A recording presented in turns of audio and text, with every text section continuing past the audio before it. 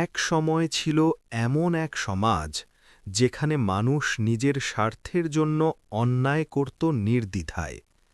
কেনাবেচায় তারা সততার কথা ভুলে গিয়েছিল।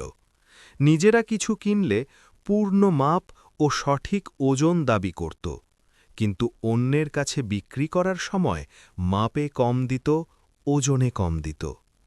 এই অন্যায় কাজকে তারা ছোট মনে করত, কিন্তু আল্লাহ তাআলার কাছে তা ছিল এক ভয়াবহ অপরাধ।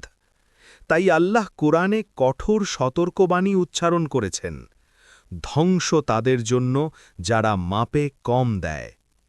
এই সতর্কতা শুধু ব্যবসার জন্য নয়, বরং জীবনের প্রতিটি ক্ষেত্রে প্রযোজ্য। কথায়, কাজে, লেনদেনে যেখানে অন্যের হক নষ্ট হয় সেখানেই এই আয়াত প্রযোজ্য। আল্লাহ মানুষকে স্মরণ করিয়ে দেন, একটি দিন আসবে যেদিন সবাইকে পুনরুত্থিত করা হবে। সেদিন মানুষ দাঁড়াবে রব্বুল আলামিনের সামনে। সেই দিন কোনো প্রতারণা গোপন থাকবে না, কোনো মিথ্যা ঢেকে রাখা যাবে না। প্রতিটি কাজের হিসাব নেওয়া হবে, ছোট হোক বা বড়। যারা দুনিয়াতে অন্যায় করেছে, যারা মুমিনদের নিয়ে হাসাহাসি করেছে, তাদের আমলনামা সংরক্ষিত রয়েছে সিজ্জিনে, যা অপমান ও শাস্তির প্রতীক।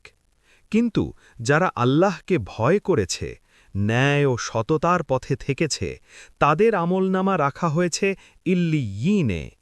তারা থাকবে জান্নাতের শান্তিতে, সম্মান ও প্রশান্তির সঙ্গে। সেই দিন সত্য ও ন্যায়ের বিজয় হবে। সূরা আল মুতাফফিফিন আমাদের শিক্ষা দেয়, ইবাদত শুধু নামাজ আর রোজার মধ্যেই সীমাবদ্ধ নয়। সততা থাকতে হবে ব্যবসায়, থাকতে হবে কথায় ও আচরণে। কারণ সামান্য প্রতারণাও আল্লাহ কাছে বড় গুনাহ হতে পারে।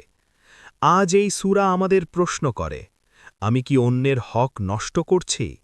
আমি কি সেই দিনের জন্য প্রস্তুত যেদিন আল্লাহ সামনে দাঁড়াতে হবে?